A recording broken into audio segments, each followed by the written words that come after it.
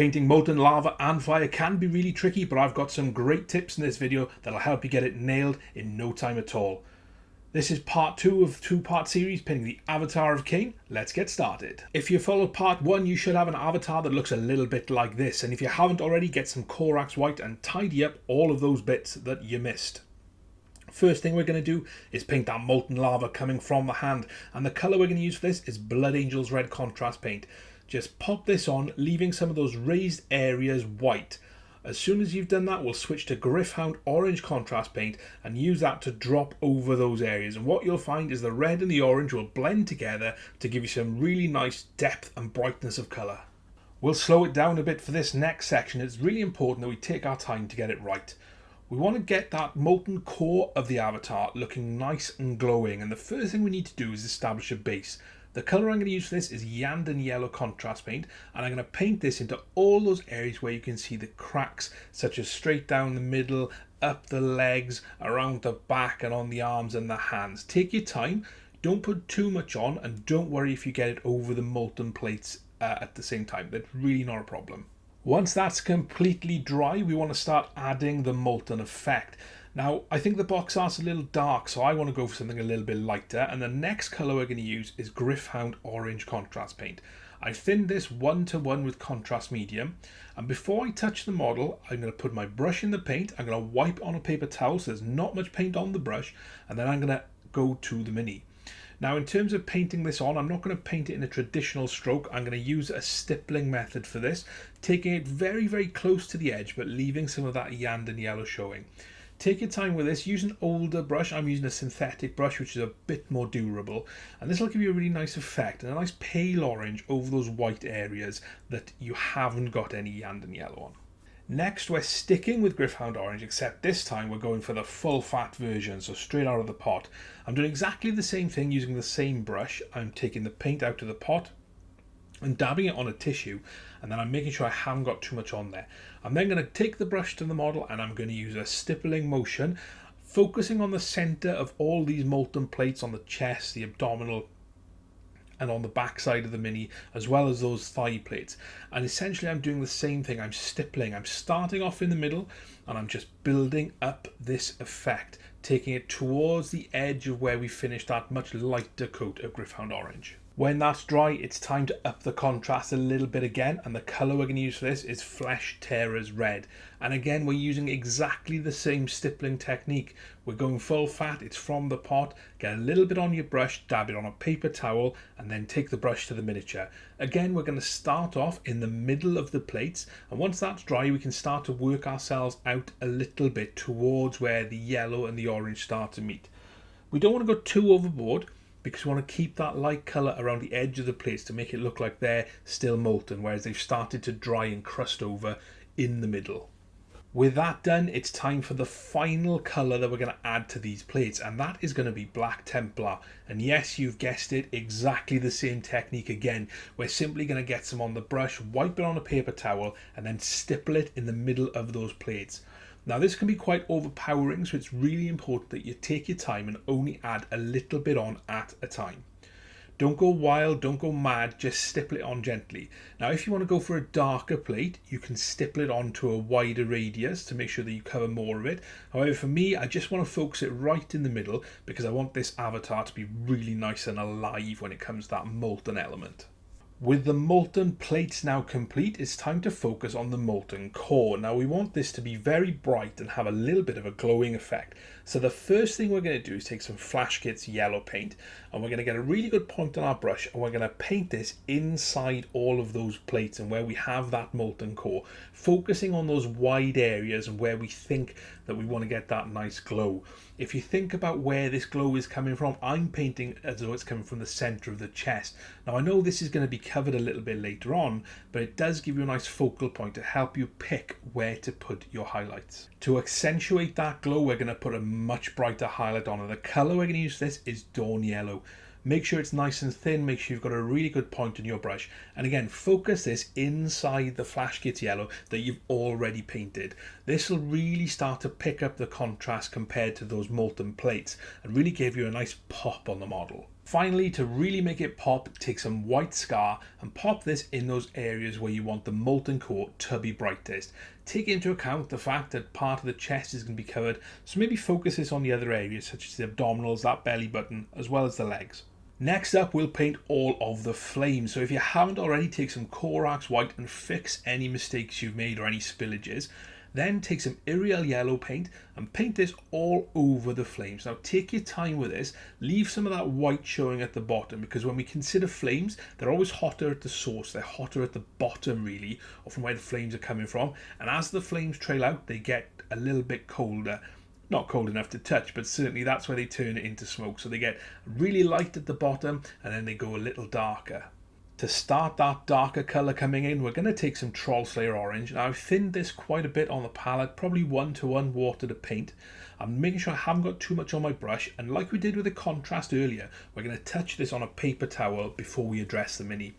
So once I've done that, I'm going to start to paint probably about from 75% to 50% of the length of the flames. I'm going to start to slowly add some of that Trollslayer Orange in.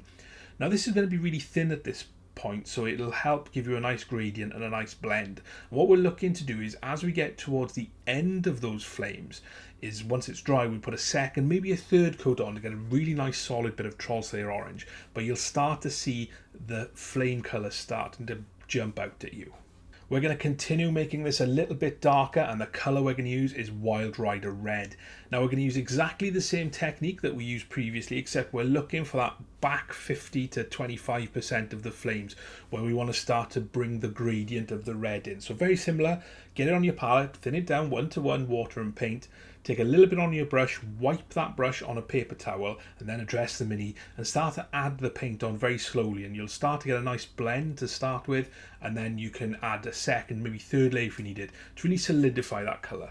As we move into the darkest part of the flame and start to get towards the darkness that it starts to turn to smoke, we're going to take some Doombull Brown, and again this is very thin, so 1-to-1 paint to water, very little on your brush, and we're just looking for that last maybe 10% of the flame. If you're not sure, just take your time, start right at the end and work your way back, but what you're looking for is a nice transition, nice and smooth, and if you make any mistakes you can always paint over it with that Wild Rider Red. We'll finish those tips of the flames where they turn into smoke using some Black Templar contrast paint. And there's no prizes for guessing this, but we're going to do it exactly the same way that we did it previously. So we're going to pop the paintbrush in the Black Templar, get most of it off on a paper towel, and then we're just going to stipple around those edges to give that effect of a real bit of darkness. Now I'm really happy with how the fire looks at the moment, but I just want to add a little bit of brightness back in, so we'll do that next. To add that brightness back into the fire, we'll take some Dorn Yellow, and we're looking to focus this right at the bottom of the flame, or where the flame connects on to the avatar itself, and we're just looking to paint this into some of those gaps. So if you were thinking about how we do things and we were looking to shade something, we shade the recesses. We're looking to highlight the recesses in this case, and only that first sort of 10-15% of the flame, just to give the effect and the impression it's really, really hot in there. We'll paint the Wailing Doom next, and we're going to use much of the same techniques that we used on the fire on the blade. So the first thing we want to do is base it over a white undercoat using Iriel Yellow. Now take your time with this, use nice long strokes so you get a nice smooth coat. Now regardless of whether you're doing the sword, the spear or the axe, the techniques are the same. So next up we're going to take some Trollslayer Orange, again that same mix, mixed 1-to-1 with water and paint, and we're going to apply this from about halfway up the blade down towards the bottom on the spear, and then we're going to do the inverse, so we're going to focus on the tip. So the bottom half of the outside of the spear will be orange, and then the inside of the spear, the kind of the top half of the tip will be orange. If you have a problem with blending this in, then take some Iriel Yellow and just use this to dab around where the Iriel Yellow and Trollslayer Orange connect, and you'll get a nice smooth blend. Again, once the Trollslayer Orange is dry, build it up in that bottom third to get a nice even and smooth coat. Again, we'll do exactly the same using Wild Rider Red, focusing on the darkest areas. Take your 1-to-1 mix of Wild Rider and water, clean your brush off so there's hardly any paint on it, and just focus on that lower area that you want to make darker. Again, if you have any issues with the blend, take some Trollslayer Orange and just stipple it over that area and you'll start to smooth that blend over. Really easy, really simple technique. So do this all over the blade and then we're ready to highlight it. To highlight the blade, we'll take a 1-to-1 mix of Dorn Yellow and Iriel Yellow. And what we're looking to do with this is, again, make sure it's really thin, hardly any on your brush, and we're going to paint that top 20%, maybe 15% of the blade. Use your guesstimate as to what we're going to cover here, and obviously what you want to get out of the effect as well. So just take your time. If you do have any issues, again, with that transition, you can use some Iriel Yellow just to smooth it over. I'm also going to paint the bottom part of the spear where we have the haft going into the blade itself. We'll then take pure Dorn Yellow to highlight the absolute tip of the blade. And again, we want to keep this very thin with hardly any on our brush. Should be really easy and really straightforward. Once you're happy with that and you're happy with that blend, we can then edge highlight the blade. So we've got the Dorn Yellow out, let's start with that. Now get a little bit on your brush, not too much, and then we're going to use the shape of the model and the tip of the brush to just draw it along in as smooth a line as we possibly can, and this will give you a really nice sharp edge highlight.